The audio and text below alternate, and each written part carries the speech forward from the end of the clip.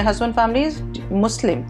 நான் முஸ்லீமாக தான் கல்யாணம் பண்ணேன். என்னுடைய மாமியார் வந்து என்கிட்ட சொல்லுவாங்க, நமாஸ் பண்ணணும், வா என் கூட வந்து நமாஸ் பண்ண. அவங்க ஸ்டாராக இருந்தா, ஆனால் கொஞ்ச நாள் கல்யாணம் பண்ணிட்டா, அதுக்கப்புறம் திரும்ப நடிக்க வந்துட்டா, சீக்கிரமாக டைவர்ஸ் பண்ணிட்டா. This cinema life is fake. It is faking everything. நீங்கள் இதுதான் தெரியணும், இல்லை இடுப்பு தெரியணும், பேக் தான் தெரியணும், அப்போ தான் எனக்கு வந்து லைக்ஸ் கிடைக்கும் அப்படின்னு நீங்கள் நினச்சிங்கன்னா, எவ்வளோக்கு எவ்வளோ நீங்கள் பப்ளிக்காக நீங்கள் போகிறீங்களோ அவ்வளோக்குள்ள உங்கள் குடும்பத்தில் குழப்பம் வரதான் செய்யும். ஒரு 19 வருஷம் கழித்து நான் ஒர்க் பண்ண ஆரம்பிச்சோன்னே என் வீடு டிஸ்டர்ப் ஆச்சு. அவள் விகட நேயர்களுக்கு வணக்கம். நான் உங்க விஜய் கல்யாணி. இன்னைக்கு நம்ம யார் கூட பேச போறோம் அப்படின்னா தி போல்ட் அண்ட் பியூட்டிஃபுல் அப்படின்னு சொன்னா இந்த டைட்டில் ரொம்ப ஆப்டாக இந்த பர்சனாலிட்டிக்கு செட் ஆகும் அப்படின்னே சொல்லலாம். எத்தனையோ திரைப்படங்கள், எத்தனையோ கதைகள், எத்தனையோ கதாபாத்திரங்கள், அத்தனை படங்கள் பண்ணக்கப்புறமும் பிக் பாஸ் அப்படிங்கிற ஒரு ஷோல இருந்து ஒரு அப்ரோச் வந்ததுக்கப்புறம் அது ஒரு ஜஸ்ட் ஒரு ரியாலிட்டி ஷோ அப்படின்னு பார்க்காம longest time to survive as a senior contestant ஆகன்னு ஒரு பெஞ்ச் மார்க்கை செட் பண்ணிட்டு எனக்கு வெளில வந்திருக்காங்க விசித்ரா அவர்கள். ஸோ இன்னைக்கு அவங்க கூட பேசல எனக்கு ரொம்ப ரொம்ப சந்தோஷம். வணக்கம். வணக்கம். வணக்கம் கல்யாணி. நல்லா இருக்கேன் Kalyani. How are you? I'm good ma'am. ரொம்ப ரொம்ப glad. How is life? எப்படி போயிட்டு இருக்கு? உங்களுடைய ப்ராஜெக்ட்ஸ் பத்தி சொல்லுங்க. எதுல ஒர்க் பண்ணிட்டு இருக்கீங்க இப்போ? ஐ மீன் இப்போ life as usual, family, kids அப்படி போய்கிட்டு இருக்கு. ப்ரொஃபஷ்னலி வந்து பிக் பாஸ்க்கு அப்புறம் ஒரு பிக் பாஸ் ஹேங் ஓவர்னு சொல்லலாம். மேபி ஒரு அதுலேருந்து வெளியில் வந்ததுக்கப்புறம் it was quite difficult to adjust. எல்லாம் ஒரு மாதிரி வியர்டாக இருந்துச்சு ஃபீலிங். வெளியில் வந்ததுக்கப்புறம் எல்லா இடத்துலேருந்தும் ஒரு ஒப்பீனியன்ஸ் வரும், அங்கே எங்கே நமக்கு வந்து ஃபீட்பேக்ஸ் வரும். அப்படி இருந்தது, இவங்க உங்களை பற்றி எப்படி பேசுகிறாங்க, அவங்க உங்களை பற்றி பேசுகிறாங்க. அந்த பிக் பாஸ் ஹேங் ஓவரே வந்து it took about 2 to 3 months for me to settle down. அதனால் நான் maximum I was in to my family. That is my reality இல்லையா? ஸோ அங்கே கொஞ்சம் நிறைய டைம் ஸ்பெண்ட் பண்ணேன். ஐ ஹேட் குட் ஃபுட், நல்லா நிறைய இடங்கள் ஹாலிடேஸ்க்கு போனேன். நான் என்னுடைய ஃப்ரெண்ட்ஸ் எல்லாரையும் பார்த்தேன், என்னோடய ரிலேட்டிவ்ஸ், என் பசங்களோட நிறைய டைம் ஸ்பெண்ட் பண்ணேன். இதெல்லாம் ஒரு கொஞ்ச நாளைக்கு அதெல்லாம் தான் நான் கான்சென்ட்ரேட் பண்ணேனே தவிர என்ன ப்ராஜெக்ட் அடுத்ததுன்றதை பற்றி நான் யோசிக்கவே இல்லை. தென் ஆஃப்டர் ஒரு 3 or 4 months அப்புறம் I started right, okay now we have to get in to work அப்படின்னு சொல்லிட்டு இப்போ தான் கொஞ்சம் ஆக்டிவாக ஆயிருக்கேன். இப்போ நான் ஒரு 6 மாதம் இருக்கும்னு நினைக்கிறேன் இல்லையா? 6 months. I was about to ask that. ஆக்சுவலாக பிக் பாஸ் பார்த்ததுக்கப்புறம் உனக்கு வாக்குப்பட்டு வருஷங்கள் போனா என்ன அப்படிங்கிற வரிகள் கேட்டாலே உங்களுடைய முகம் தான் எல்லாருக்குமே ஞாபகம். வெளில இருந்து பார்க்கும்போது ஒரு டஃப்பான ஒரு பர்சன், ரொம்ப ஸ்ட்ரிக்டாக இருப்பாங்களோ அப்படின்னு நினச்சா கூட உங்களுடைய ஹஸ்பண்ட் உள்ளே வரும்போது அந்த அழுகை, அந்த மொமெண்ட் வந்து இப்போ வரைக்கும் கண்ணில் நின்றுட்டே இருக்கு. What are you as a person? நான் என்ன சொல்கிறது, என்னுடைய வீக்னஸ், என்னோடய வீக் பாயிண்ட் வந்து என்னுடைய ஃபேமிலி தான். உலகத்தில் எவ்வளோ பெரிய பிரச்சனைகள் வந்தாலும் நான் சமாளிச்சிருவேன். ஆனால் என் ஃபேமிலிக்குள்ளே ஒரு பிரச்சனையும் வரக்கூடாது. என்னுடைய ஹஸ்பண்டோ இல்லை என்னுடைய குழந்தைங்களோ அவங்களோட நிம்மதிக்கு எதுவும் எந்த ப்ராப்ளமும் வரக்கூடாது. ஸோ அதில் நான் ரொம்ப கேர்ஃபுல்லாக இருப்பேன். ஸோ எனக்கு வந்து அவங்க தான் எனக்கு ஃபஸ்ட்டு ப்ரையாரிட்டி. அதுக்கப்புறம் தான் பாக்கி எல்லாமே. இப்போ என்ன கெரியரில் சக்ஸஸ்ஃபுல்லாக இருந்து ஃபேமிலியில் ஏதாவது கொஞ்சம் மைனஸாக நடந்துச்சுன்னா என்னால் தாங்கிக்கவே முடியாது. மேபி ஃபேமிலி ரொம்ப நல்லா இருந்து கெரியரில் கொஞ்சம் டவுனாக இருந்துச்சுன்னா ஓகே, இட்ஸ் லைஃப் அப்படின்னு என்னால் வந்து இது பண்ணிட்டு போக முடியும். Highly successful in career but failure in marriage அப்படின்றது வந்து இல்லை ஃபேமிலின்றது வந்து I won't be able to take it because that is my reality. அதுதான் என்னோடய ரியல் லைஃப். அங்கே தான் நானாக இருக்கிறது. அங்கே வந்து நம்ம you are not a star, you are not an actress, you are just a human being, you are just a woman, no you are a mother, you are a wife. So அது ரொம்ப important. So அந்த life வந்து எந்த விதத்துலேயும் வந்து trouble வராமல் பார்த்துப்பேன் நான். அதுதான் பட் ஐ ஆம் கெரியர் ஓரியன்ட் தான். ஸோ ஒர்க் எனக்கு ரொம்ப முக்கியம். பட் ஒர்க்கு லைஃப் இது ரெண்டையும் பேலன்ஸ் பண்ணணும், அது ரொம்ப இம்பார்ட்டன்ட் அப்படின்னு நான் நினைப்பேன். இப்போ இருக்கக்கூடிய ஜென்ரேஷன் அந்த பேலன்ஸ் அப்படிங்கிற விஷயத்தை தேடுற அளவுக்கு நிறைய பேர் இருக்காங்க அப்படின்னு உங்களுக்கு என்னைக்காச்சும் தோணிருக்கா ma'am? somebody who is successful in career definitely lacks in having a good family or managing it, or somebody who has a good family does not progress in career இல்லையா? ஸோ இந்த ஒரு மிஸ்ஸிங் ஃபேக்டர் இருக்குல்ல, இதை நீங்க எப்படி பாக்குறீங்க? how do you think we can fill that space? என்னோட லைஃபோட எக்ஸாம்பிள்னு பார்த்தா இப்போ நான் வந்து மேரேஜ் பண்ண போது இமீடியட்டாக நான் குவிட் பண்ணிவிட்டு there was so many issues behind that. ஏன் இம்மீடியட்டாக நான் குவிட் பண்ணேன் அப்படின்றப்போ இப்போ வந்து ஒரு மீடியாவில் ஒரு ஸ்டாராக இருந்து சடன்லி நம்ம வந்து ஒரு ஃபேமிலியில் என்ட்ரு ஆகும்போது நிறைய ப்ராப்ளம்ஸ் இருக்கும். லைக் ஒரு ஸ்டாரை கல்யாணம் பண்ணிட்டாங்க முதல்ல அந்த ஆர்டிஸ்ட் மேலேயே ஒரு ஒரு ஒரு பர்சனாக பார்க்கவே மாட்டாங்க. ஒரு நடிகையாக தான் முதல்ல அந்த தாட் இருக்கும். நம்ம நடித்த கேரக்டரெல்லாம் தான் அவங்களுக்கு மனசில் தெரியும். யூனோ என்னென்னலாம் காசிப்ஸ் படித்தாங்களோ அதெல்லாம் தான் வரும். It is not only about my husband. எல்லாமே அந்த ஃபேமிலி, அப்புறம் பேக்ரவுண்ட், இன்லாஸ் சைடில் இல்லை ஃப்ரெண்ட்ஸ் சைடில் அவங்க அவங்க அவங்க யார்கிட்டயாவது பேசிகிட்டு இருப்பாங்க அவங்களோட சர்க்கிளில். எல்லா இடத்துலையுமே வந்து என்னன்னா there will be lot of inputs where there will be more of inputs which are negative. ஏன்னா அத்தனை அன்சக்ஸஸ்ஃபுல் ஸ்டோரிஸ் வந்து இருக்குதுக்கு முன்னாடி.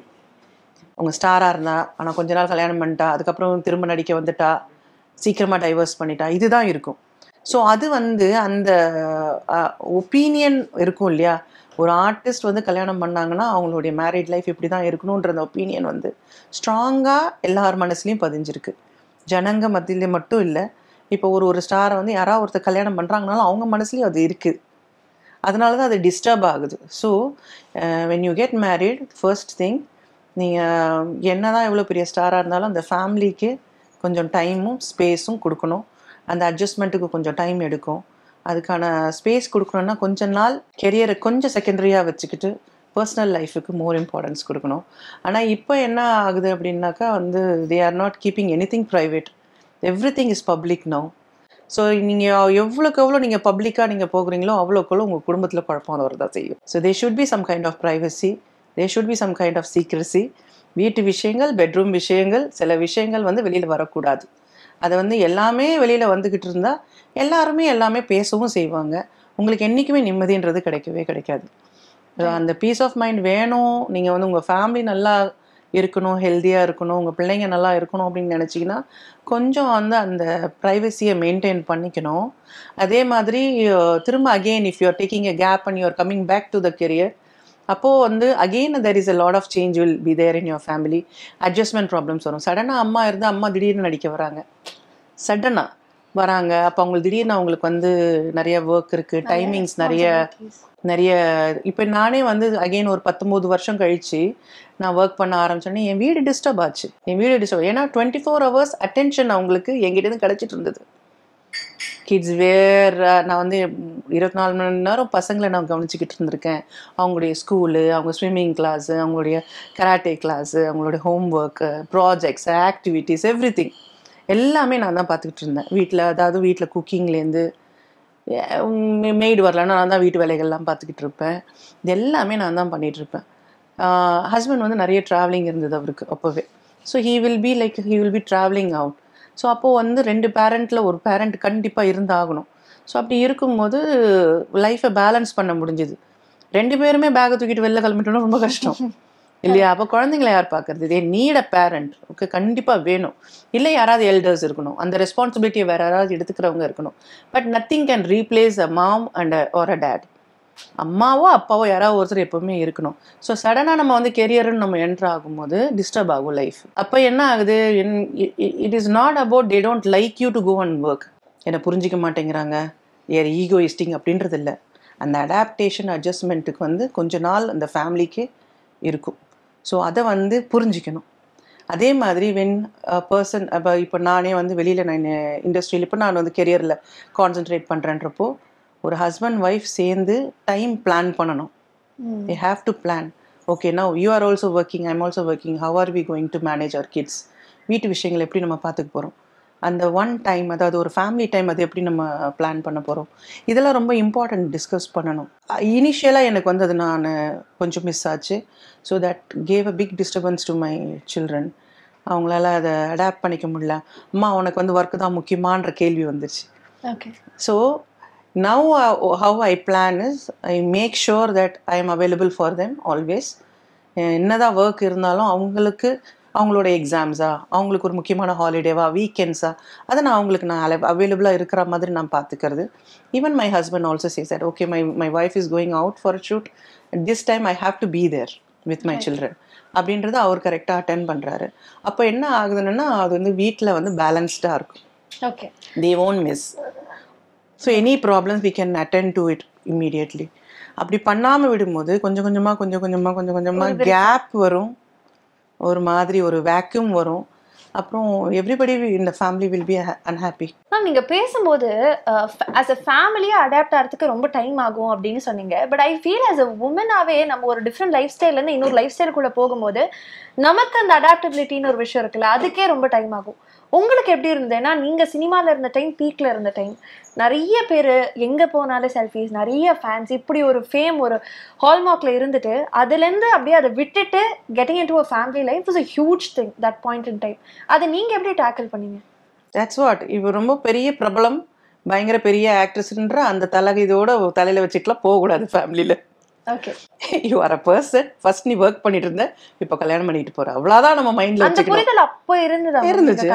யா, நான் வந்து I didn't think that I'm a very great actress, I was very successful, அந்த மாதிரி ஒரு thinking எனக்கு இருந்ததே கிடையாது. பட் மேபி அது இல்லைன்னா கூட இப்போ நம்ம ஒரு விஷயம் பண்ணணும், நமக்கு அசிஸ்டன்ஸ் இருப்பாங்க. இப்போ அதெல்லாம் இல்லாமல் நம்மளே வீட்டில் எல்லா வேலையும் பார்க்கணும். இந்த மாதிரி டிஃப்ரென்சஸ் கூட உங்களை அஃபெக்ட் பண்ணலையா? நான் கல்யாணம் பண்ணதுக்கு அப்புறமா இப்போ ஷூட்டில் இருந்தப்போ இருந்த லக்ஸரியை விட ஜாஸ்தியாகவே என் வீட்டில் எனக்கு இருந்தது. Okay, so I was given that care and importance. நான் என்ன ஒரு லைஃப் ஸ்டைலில் இருந்தனோ அதே லைஃப் ஸ்டைலில் தான் நான் வந்து மேரேஜ்க்கு அப்புறமும் என்னுடைய ஹஸ்பண்ட் வந்து பார்த்துக்கிட்டார். So that was there. Like basic லக்ஸரிஸ்ன்றது என்னவெல்லாம் இருக்கும், ஒரு காரோ இல்லை ஒரு ஏர் கண்டிஷனோ ஃப்ளைட் டிக்கெட்ஸோ, அதெல்லாம் வந்து everything was there. More than that what luxury we need, more than that we need time தேவையாக இருக்கும். அது மட்டும்தான் ப்ராப்ளமாக இருக்கும். என்னால் அடாப்ட் பண்ண முடிஞ்சிக்கிச்சு. Maybe most of the women, maybe artist are not able to அட்ஜஸ்ட்ன்னு நினைக்கிறேன். நான் வந்து அடாப்ட் பண்ணிக்கிட்டேன். ஏன்னா நான் வந்து இதில் தான் கொஞ்சம் விலகி இருந்தேன். சினிமா தான் எனக்கு வந்து ரொம்ப அட்ஜஸ்ட் பண்ணிக்கிறதுக்கு ரொம்ப கஷ்டமாக இருந்தது. ஓகே, ஸோ இதுலேருந்து அதில் ஜம்ப் பண்ணுறது எனக்கு ஈஸியாக தான் இருந்துச்சு. இங்கே வந்து எனக்கு கொஞ்சம் அந்த அளவுக்கு ஒரு அட்டாச்மெண்ட், விட்டுட்டு போனால் அவ்வளோதான் ஐ வில் மிஸ் அப்படின்ற மாதிரி இல்லை. ஏன் அது என்னைக்காச்சும் யோசிச்சிருக்கீங்களா மேம்? ஏன்னா ஆக்சிடென்டல் ஆக்டரா இருந்தவங்க கூட ஒரு வாட்டி ஒரு படம் பண்ணிட்டு அந்த ஒரு ரெஸ்பான்ஸ் பார்த்ததுக்கப்புறம், அந்த அப்ரிசியேஷன் பார்த்ததுக்கப்புறம் திருப்பி நிறைய படங்கள் பண்ணணும், நிறைய ஸ்டார்ஸோட பண்ணணும், நம்ம ஒரு பெரிய ஒரு ஸ்டார் ஸ்டேட்டஸ்லேயே இருக்கணும்னு நினைப்பாங்க. பட் ஒரு டிட்டாச்மெண்ட் எப்பவுமே உங்களுக்கு இருந்திருக்கு அப்படின்னா அதுக்கான காரணம் என்னைக்காச்சும் உட்காந்து யோசிச்சிருக்கீங்களா? Because this cinema life is fake. இது உண்மை கிடையாது. இது நீங்கள் வந்து ஆட்கள் உண்மையாக இருக்கலாம், நடிக்கிறவங்க பர்சன்ஸ் அவங்களாம் உண்மையாக இருக்கலாம். சினிமாங்கிறது வந்து ஒரு dreamy world. It is faking everything. So அது ரியாலிட்டி கிடையாதுல்ல. It's not our real life. Okay, so reality அங்கே தானே இருக்குது. ஸோ இது வந்து ஒர்க்கு, அவ்வளோதான். நீங்கள் வேலை பார்க்குறதுக்கு மட்டும் வரலாம். இதையே ரியலாக நினச்சிக்கிட்டு இதுதான் உலகம்னு இருந்தோன்னா உங்கள் லைஃப் என்றைக்குமே ஹாப்பியாக தான் இருக்கும். மேம் எப்பயுமே ஒரு ஆணுடைய வெற்றிக்கு பின்னாடி ஒரு பெண் இருக்கிறதா சொல்லுவாங்க. பட் உங்களுடைய லைஃப்ல உங்களுடைய மோஸ்ட் ஹாப்பியஸ்ட் தருணங்கள்ல இருந்து ஒரு வேக்யூம் இல்லை ஒரு வாய்ட் ஃபீல் பண்ண போது கூட உங்க ஹஸ்பண்ட் எப்பவுமே கூட இருந்திருக்காங்க. அதை நீங்க சொல்லும்போது ரொம்ப அழகான விஷயமாக நான் பார்த்தது, நீங்க இல்லாத டைம் அவர் வந்து அவருடைய டைமை பேலன்ஸ் பண்றதாக இருக்கட்டும், அந்த சைட்ல இருந்தும் நிறைய சாக்ரிஃபைசஸ் வந்து தொடர்ந்து உங்களுக்கு இருந்துகிட்டே இருக்குது இல்லையா? ஸோ அவர் உங்களுடைய லைஃபுக்கு வந்தக்கப்புறம் என்ன மாதிரி ஒரு ஸ்மூத்னஸ் வந்திருக்குன்னு நினைக்கிறீங்க? அவருக்கு வந்து மேரேஜ் பண்ணப்போ எப்படி வந்து ஒரு அட்ஜஸ்டிங் கொஞ்சம் ப்ராப்ளமாக இருந்தது. ஆக்சுவலாக ஒரு ஆக்ட்ரஸை கல்யாணம் பண்ணப்போ to face his family or to the society, அதெல்லாம் கொஞ்சம் எல்லாருக்குமே ஒரு டவுட்ஸ் இருந்தது. Did you select the right person அப்படின்ற அந்த கொஷின் மார்க் இருந்துட்டு இருந்தது. So he was always conscious, நான் வந்து கரெக்டான பர்சனை தான் கல்யாணம் பண்ணியிருக்கேன் அப்படின்றது வந்து எல்லாருக்கும் ப்ரூவ் பண்ணணும். நீங்கள் கரெக்டான பர்சனை தான் இங்கே கல்யாணம் பண்ணிருக்கீங்கன்னு நானும் ப்ரூவ் பண்ணணும். So we both were in that இது. நம்ம வந்து இதை வந்து கண்டிப்பாக அதை ப்ரூவ் பண்ணியே காமிக்கணும். எப்படி அந்த மாதிரி யாரும் வந்து ஒரு வார்த்தை சொல்லிடக்கூடாது அப்படின்னு. So we were always known as made for each other couple. But we had issues, we had lots of problems. எங்கே 2 பேருக்கு இல்லைனாலும் யாராவது ஒரு 3வது மனுஷங்க வந்து பண்ணி விட்ருவாங்க. ஸோ அந்த ப்ராப்ளம்ஸ் இருக்கும். நம்ம பேசி அதை வந்து சார்ட் அவுட் பண்ணணும். சில சமயம் மிகப்பெரிய ஆர்கியூமெண்ட்ஸ்லாம் கூட இருக்கும். ஆனால் எல்லாத்தையும் மீறி we have to come to a solution. அது ரொம்ப இம்பார்ட்டண்ட் ஒரு ஃபேமிலியில். நீயா நானான்னு பேசிக்கிட்டே இருந்தோன்னா அதுக்கு முடிவே கிடையாது. We sort things out. அந்த மாதிரி குழந்தைங்க பிறந்ததுக்கப்புறம் அவங்களோட சிரிப்பு தான், அவங்க சிரிக்கணும் அவ்வளோதான், அவங்க சந்தோஷமாக இருக்கணும். அதுக்கு என்ன ஒரு பிரச்சனையாக இருந்தாலும் விட்டுறணும், அவ்வளோதான். வி ஷுட் நாட் அதை ட்ராக் பண்ணவே கூடாது, அந்த விஷயத்தை ட்ராக் பண்ணவே கூடாது. ஓகே உங்களுடைய சிரிப்பு மாறக்கூடாது, அந்த மாதிரி இருக்கணும். Okay ma'am, I think it's high time that we also talk about the cultural differences. நார்மலாக ஒரே கம்யூனிட்டியில் ஒரு கல்யாணம் நடக்குது அப்படின்னாலே அதுலேயே இந்த பேலன்ஸ் இல்லை வந்து going through the same life அப்படிங்கிறது ஒரு பெரிய சேலஞ்சாக இருக்கும். டிஃப்ரெண்ட்டான ஒரு பேக்ரவுண்ட், டிஃப்ரெண்ட்டான ஒரு கல்ச்சர், டிஃப்ரெண்ட்டான ஸ்டோரிஸ் வந்து two people walking the life together அப்படிங்கிறது உங்களுடைய பார்வையிலேருந்து பார்க்கும்போது தான் நிறைய விஷயங்கள் அந்த அடாப்ட் பண்ணுறதுக்கு எவ்வளோ கஷ்டங்களாக இருந்தது அப்படின்னு தெரியும். ஹவு டிட் யூ அடாப்ட் இந்த பிலீஃப்ஸ்லேருந்து, லைஃப் ஸ்டைல்லேருந்து, பழக்க வழக்கத்துலேருந்து, அதில் உங்களுக்கு ஏதாவது சேலஞ்சஸ் உண்மையாலுமே இருந்ததா? லவ் பண்ணும்போதே தெரியும்ல என்ன கல்ச்சரல் பேக்ரவுண்டில் போகிறோம் அப்படின்ட்டு. ஓகே. கல்யாணம் ஆனதுக்கப்புறம் அதை பற்றி யோசிச்சு பேசி என்ன பிரயோஜனம்? இல்லை, லவ் வேர் ஆக்சுவலி வெரி மச் ப்ரிப்பேர்டு. நான் ப்ரிப்பேர்டாக இருந்தேன். ஓகே, அவருடைய கல்ச்சுரல் பேக்ரவுண்ட்றது வேற. My family, husband family is முஸ்லீம். நான் முஸ்லீமாக தான் கல்யாணம் பண்ணேன். ஆனால் என்னுடைய மாமியார் வந்து என்கிட்ட சொல்லுவாங்க, நமாஸ் பண்ணணும், வா என் கூட வந்து நமாஸ் பண்ண அப்படின்னு. நான் பண்ணுவேன். I do it immediately. I accept that and I do it. ஏன்னா I want her to be happy. அதில் வந்து ஒரு பெருசாக வந்து எங்கள் அம்மா ஹிந்து, எங்கள் அப்பா கிறிஸ்டியன் அப்படின்னு பேசுறதுல ஒரு அர்த்தமே இல்லை. willingly you have to do, but no one forces me. You have to be like this அப்படின்னு ஃபோர்ஸ் பண்ணுறது இல்லை. ஃபோர்ஸ் பண்ணால் என்கிட்ட நடக்காது. willingly I do. willingly I accept certain things. அவங்களுக்குன்னு ஒரு சில லைஃப் ஸ்டைல் இருக்கும். ரொம்ப சிம்பிளாக பார்த்தா எங்கள் வீட்டிலலாம் இட்லி, சாம்பார், சட்னி இதெல்லாம் தான் காலையில் இருக்கும். திடீர்னு கேரளாவில் பார்த்தா அவங்களுடைய ஃபேமிலியில் மார்னிங்கே நான் வெஜிடேரியன்ஸ்லாம் இருக்கும், நான் வெஜிடேரியன் இருக்கும். ஃபஸ்ட் எனக்கு அது ஒரு ஷாக்காக தான் இருந்தது. நிறைய கெட் டுகெதர்ஸ் இருக்கும், நிறைய ஃபேமிலி கெட் டுகெதர்ஸ் இருக்கும், எலாபரேட் லஞ்ச் அண்ட் டின்னர் அதெல்லாம் இருக்கும். மை சன்ஸ் சர்க்கம்சிஷன் இருக்கும். என்னால் அதை அக்செப்டே பண்ண முடியல. அது வந்து என்னடா இது அப்படின்ற மாதிரி இருந்துச்சு. பட் அதோட மெடிசினல் இதெல்லாம் சொல்லி அதெல்லாம் கொஞ்சம் ரிசர்ச் பண்ணி, ஓகே இதனால என் பிள்ளைங்களுக்கு ஒன்றும் ஒரு நெகட்டிவாக ஒன்றும் ஆக போகிறதில்ல, they are going to be good அப்படின்னு சொல்லிட்டு அந்த இதில் அதுக்கு அக்செப்ட் பண்ணேன்.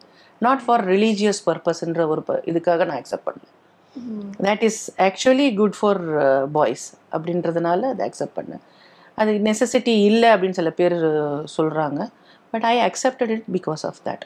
மேம், முன்னெல்லாம் வந்து ட்ரெஸ்ஸிங் அப்படின்னு சொன்னால் அதுக்கு ஒரு செட்டு விமர்சனங்கள் இருந்தது. இப்போ ட்ரெஸ்ஸிங் அப்படின்னு எடுத்துக்கிட்டாலே எல்லாருமே ஒவ்வொரு விதமான ஒரு கருத்து சொல்கிறாங்க.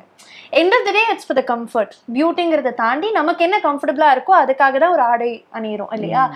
பட் இப்போ நம்ம எந்த விதமான ஒரு சாரீ வேர் பண்ணாலும் சரி, இல்லை ஒரு குர்த்தி வேர் பண்ணாலும் சரி, இல்லை ஷார்ட் ட்ரெஸ்ஸஸ் வேர் பண்ணாலும் சரி, எல்லாத்த பற்றியும் சொல்கிறதுக்கு ஒரு செட் ஆஃப் ஆட்கள் இருந்துகிட்டே இருக்காங்க. How do you think a women should be dressed அப்படின்னு கேட்டால் அந்த கேள்விக்கு கண்டிப்பாக பதில் இல்லை. ஐ திங்க் ஆஸ் அன் இண்டிவிஜுவலாகவே அது டிஃபர் ஆகும்னு நினைக்கிறேன். But how do you want to address this? As a celebrity star நீங்கள் வெளியில் பண்ணுறதுன்றது வேறு. ரியல் லைஃப் சோஷியலாக நீங்கள் ஒரு இடத்துல ஒரு பப்ளிக் கேதரிங்கில் நீங்கள் போகும்போது you have to wear appropriate dresses. It's important. அங்கே வந்து நீங்கள் ஏனோ தோணும் ட்ரெஸ் பண்ணக்கூடாது. ஏன்னா கமெண்ட்ஸ் வந்து இப்போது சோஷியல் மீடியாவில் வந்துட்டுருக்குல்ல, இது வந்து எனக்கு வந்து ஆரம்பத்தில் இன்ஸ்டாகிராமில் நான் வந்து அக்கௌண்ட் ஸ்டார்ட் பண்ணப்போ அப்போ வந்து I was getting a kind of weird comments எல்லாம் வரும் முன்னாடி. எனக்கு யோசிப்பேன், என்னடா அது 20 வருஷம் கழிச்சு கூட ஏன் இந்த மாதிரிலாம் வருது கமெண்ட்ஸ் அப்படின்ட்டு. Because they were having that in their mind, back of their mind. She was once upon a time she was dancing like this. அந்த இது தான் வந்தது. இன்றைக்கி நீங்கள் என்னோட அக்கௌண்ட் எடுத்து பார்த்தீங்கன்னா I never block any accounts. அந்த மாதிரி வரவே வராது எனக்கு. Why? Because they know me now. இப்போ எனக்கு தெரியும் நான் எப்படிப்பட்டவ, நான் என்ன மாதிரி ஒரு person. Bigg Boss made everything clear. So எனக்கு அந்த மாதிரி இப்போ எனக்கு இஷ்யூஸ் வரலையே. பட் ஒரு சில பேருக்கு ஏன் அந்த இஷ்யூஸ் வருது? It is not only their mistake. Why you allow someone to speak like that? It's not a matter of dress, it's matter of your character. How your dressing up, how your எஸ், நீங்கள் என்ன மாதிரி உங்களை நீங்களே project பண்ணிக்கிறீங்கன்னு உங்கள் கையில் தானே இருக்குது. நீங்கள் இதுதான் தெரியணும், இல்லை இடுப்பு தெரியணும், பேக் தான் தெரியணும், அப்போ தான் எனக்கு வந்து லைக்ஸ் கிடைக்கும் அப்படின்னு நீங்கள் நினச்சிங்கன்னா அப்போ you can control others what not to speak. They have that rights to speak. நான் you are showing I am speak. இது வந்து இது எப்படி ஆகுது அப்படின்னா, இவங்க இப்படி கிளாமராக ட்ரெஸ் பண்ணுறதுனால நாங்கள் பேசுகிறோம் அப்படின்ட்டு அவங்க சொல்கிறாங்க. அதுவும் தவறு தான். அது அந்த மாதிரி பேசக்கூடாது தான். நம்ம கையிலையும் சில விஷயங்கள் இருக்குது, சில விஷயங்கள் கரெக்ட் பண்ணுறதுக்கு ஒரு பார்டர் லைன், ஒரு பவுண்ட்ரிஸ் ஒன்று. Okay, this much only I have to. இப்போ அதில் அதை பற்றி கேர் பண்ணாதவங்க நிறைய பேர் இருக்காங்க. they don't care. We talk about your marriage life. I think நீங்க கல்யாணத்துக்கு அப்புறம் படிக்கவும் செஞ்சீங்க இல்லையா? So எங்க இருந்து அந்த thought வந்தது? After being successful in your career, after having a very good marriage life, somewhere or the other உங்களுடைய individuality வந்து நீங்க தொடர்ந்து அதை சேஸ் பண்ணிட்டே இருக்கிற மாதிரி இப்போ வரைக்குமே as an individual உங்களுக்குன்னு நீங்க ஷோ பண்றதுன்னு ஒரு விஷயம் இருக்குல்ல, அது நீங்க எப்பயுமே தொலைச்சதே கிடையாது. அதுல படிப்பும் உங்க கூட இருந்திருக்கு. அதுக்கான காரணம் என்ன? Studies is very important. நான் எப்போவுமே நான் சொல்லுவேன், எங்கள் வீட்டில் அப்பா வந்து ஸ்டடீஸ்க்கு இம்பார்ட்டன்ஸ் கொடுத்தேன். But for some reasons I had to get in this field. இங்கே வந்ததுக்கப்புறம் நான் ஒர்க் பண்ணேன், நான் இல்லைன்னு நான் சொல்லலை. வாட் த டிமாண்ட் வாஸ், இந்த சினிமாவில் வந்து இந்த கிளாமர்ன்ற ஒரு டிமாண்ட் இருந்ததுனால ஐ ஹேட் டு டூ தட். அதை நான் வில்லிங்லேயோ அன்வில்லிங்லேயோ ஐ ஹேவ் டன் தட். நம்ம அதை வந்து திரும்ப எடுத்துக்க முடியாது. பட் நான் மேரேஜ் ஆனதுக்கப்புறம் வந்து there was a time when I thought I'm sitting idle. நான் 24 hours ஆக்குப்பைடாக இருப்பேன். குழந்தைங்க இருந்தாங்க, வீட்டு வேலைகள் இருக்கும், எல்லாம் இருக்கும். Something I am not doing for my செல்ஃப்ன்ற மாதிரி இருந்தது. அப்போ தான் படிக்க ஆரம்பித்தேன் நான். I have to study now அப்படின்ட்டு. அதே மாதிரி நான் பிஏ சைக்காலஜி வந்து நான் ஃபஸ்ட்டே பண்ணியிருந்தேன். ஆக்ட் பண்ணிட்டு இருக்கும் போதே பண்ணியிருந்தேன். எம்எஸ் பண்ணணும் அப்படின்றது எனக்கு என்னுடைய இன்ட்ரெஸ்டாக இருந்தது. ஸோ அப்போ இவர்கிட்ட சொன்னேன், நான் அப்போ குழந்தைங்க வந்து நாட் ஈவன் 1 year, ரொம்ப கை குழந்தைங்களாக தான் இருந்தாங்க. நான் சொன்னேன் ஐ வாண்ட் டு ஜாயின், நான் வந்து படிக்கணும் அப்படின்னோடனே படின்னு அப்படின்னு சொன்னார். ஸோ ராத்திரியில் குழந்தைங்களெல்லாம் தூங்க வச்சுட்டு ராத்திரியில் உட்காந்து படிப்பேன் நான். டே டைமில் எனக்கு முடியாது. ஸோ மிட் நைட்ஸில் உட்காந்து நான் படிப்பேன் நான். ஏன்னா அடிக்கடி குழந்தைங்க எழுந்துக்கிட்டே இருக்கும். ஏன்னா 2 twins இல்லையா. So every 2 hours they will be getting up. அவங்களுக்கு ஃபீட் பண்ணணும், அதெல்லாம் பண்ணிட்டு இருக்கும்போது எனக்கு அந்த நைட் வந்து எப்போவுமே நான் முழிச்சுக்கிட்டு தான் இருப்பேன். மேக்ஸிமம் விடிய விடிய முழிச்சுட்டு தான் இருப்பேன். ஹஸ்பண்டை தூங்க வச்சுருவேன், பெரிய பையனை தூங்க வச்சுருவேன். ஏன்னா அவங்கெல்லாம் அங்கே மார்னிங் அவங்க ஸ்கூலுக்கு போகணும், இவர் ஆஃபீஸ் போகணும் அப்படின்றதுனால. So that time I use for studying. Let's also talk about the joy in motherhood. உங்களை பொறுத்த வரைக்கும் நீங்க பார்க்கக்கூடிய ஒவ்வொரு விஷயமும் அதுல நெகட்டிவ் இருந்தாலும் பாசிட்டிவ் மட்டுமே எடுத்துட்டு போயிட்டு இருக்கக்கூடிய ஒரு பர்சன். ஸோ மதர்ஹுட் அப்படின்னு சொன்னா உங்களுக்கு ஞாபகம் ஒரு விஷயம், உங்களுடைய ஃபேஸ் மதர்ஹுட்ல இருந்து ஜாயஸ் ஆக இப்போ வரைக்கும் நீங்க செலிப்ரேட் பண்ணக்கூடிய விஷயம்? மதர்ஹுட்டே செலிப்ரேட் பண்ணக்கூடிய விஷயம் தானே. அதில் ஒன்றும் என்ன சொல்கிறது, my first born was I was flying in the skies. அது வந்து நார்மல் டெலிவரி தான் அது ஆச்சு அவனுக்கு. அவ்வளோ வந்து ஒரு சந்தோஷமாக இருந்தது ஃபஸ்ட்டு அவனை பார்த்தது. அந்த ஃபஸ்ட்டு பிறந்து கையில் மை ஹஸ்பண்ட் வாஸ் தேர் இந்த லேபர் ரூம். ஓகே. அவர் அதுக்கு ட்ரைனிங்லாம் எடுத்துக்கிட்டு வந்து பக்கத்தில் நின்றுட்டு இருந்தார். ஸோ ஃபஸ்ட்டு ரோஷனை கையில் எடுத்தது அவர் தான். ஓகே. ஸோ எடுத்துட்டு அதுக்கப்புறமா தான் என்ன ஐ சா ஹிம். அது வந்து ஒரு நல்ல ஒரு moment. He was in to tears. அது என்னவோ தெரியலங்க, அது ஒரு இன்னும் ஒரு பாண்டிங் ஒன்று வந்துடும் அது குழந்தை பிறந்ததுக்கப்புறம். அது சொல்லவே முடியாது. I used to check all the fingers, கண்ணு, தலையில முடி இருக்கா, எல்லாமே கரெக்டா இருக்கான்னு ஃபுல்லா ஃபிங்கர்ஸ் எல்லாம் கவுண்ட்லாம் பண்ணி பார்த்துட்டு இருந்தேன் நான். பார்த்துட்டு ஓகே இட்ஸ் ஃபைன் அப்படின்ட்டு. ஆமா, அதை விட மேஜிக்கல் மூமெண்ட் வந்து ட்வின்ஸ் பிறந்தப்போ. பிறந்து 2 கையில வர வரைக்கும் எனக்கு நம்பிக்கையில என் வயிற்றுல 2 இருக்கு அப்படின்ட்டு. ஸோ அது வந்து கையில எடுக்கும்போது தான் ஒன்னொன்னா கொண்டு வந்து காமிச்சாங்க. அது caesarean. I was conscious. First ஒரு பேபி எடுத்துட்டு வந்து காமிக்கிறாங்க, இஸ் த ஃபர்ஸ்ட் ஒன் அப்படின்றாங்க. கிஸ் அப்படின்னாங்க. அப்புறமா கட்டி பிடிச்சி முத்தம் கொடுத்துட்டு அதை எடுத்து 2வது எடுத்துட்டு வந்தாங்க. எடுத்துட்டு ஓ நிஜமா எனக்கு 2 இருக்கு அப்படின்ட்டு. அது ஒரு விதமான ஒரு என்ன சொல்றது, you have to become a mother to experience that. Okay ma'am, இப்போ ஒரு குழந்தை பிறந்தக்கு அப்புறம் என்னதான் லவ் மேரேஜா இருந்தாலும் நம்மளை விட அந்த குழந்தைக்கு ஒரு பாசம் அதிகமாக கிடைக்குது அப்படின்னா வைஃபுக்கு ஒரு சின்ன ஒரு பாசமான ஒரு பொசிட்டிவ்னஸ் இருக்கும்னு வச்சுக்கோங்களேன். அந்த மாதிரி உங்களுடைய கல்யாண வாழ்க்கையில நடந்திருக்கா? அந்த டெலிவரி டைம்ல அந்த லேபர் வார்டில் அவர் இருந்திருக்காரு அப்படின்னா that would have change the entire game. அது வந்து உங்களை பார்த்த பார்வையாக இருக்கட்டும், இல்லை வந்து மதர்ஹுட் வந்து அவர் நேராக எக்ஸ்பீரியன்ஸ் பண்ணும்போது அந்த பெயின் இதெல்லாம் பார்க்கும்போது கம்ப்ளீட்டாக அவருடைய mindset, the way he sees you, everything would have changed இல்லை. ஸோ அதை பற்றி சொல்லுங்க. And how is it there after? என் வீட்டில் அப்படியே உல்ட்டா தான். 3 பசங்களை போனதுக்கப்புறம் எனக்கு தான் ஜாஸ்தி லவ். ஓகே, ப்ரையாரிட்டைஸ் பண்ணுறது ப்ரையாரிட்டி தான். இல்லை he is a carrying husband, he is a carrying father. அது 2மே இருக்குது. பட் அப்பா வந்து அவன் மேலே கொஞ்சம் வந்து ரொம்ப ஜாஸ்தியாக இல்லை பொறாம அந்த மாதிரிலாம் நான் ஃபீலே பண்ண மாட்டேன். I feel happy seeing that. அவங்க 2 பேரும் அவங்களோட பாண்டிங் அதெல்லாம் பார்க்கும்போது எனக்கு ரொம்ப சந்தோஷமா தான் இருக்கும். அதில் எனக்கு ஃபீல் எல்லாம் பண்ண மாட்டேன், சந்தோஷமா இருக்கும். ஓகே, நான் எதுக்காக பிக் பாஸ்ல வந்து அது நான் சொன்னேன். 20 வருஷமா நான் எந்த இன்டர்வியூல இதை பத்தி நான் பேசினதே இல்லையே. எவனோ ஒருத்தன் எவ்வளோடையோ போனான் அப்படின்றத வந்து ஒருத்தன் இன்டர்வியூவில் சொன்னாக்கா அவங்க வீட்டில் அவங்க 2 பேருக்குள்ள எவ்வளோ பிரச்சனைகள் நடக்கும்னு தெரியுமா? எல்லாமே நல்லா இருக்கும், எல்லாருக்கும் பிடிக்கும். சென்னை சில்க்ஸின் தரமான ஆடி, பெருமை மிக ஆடி.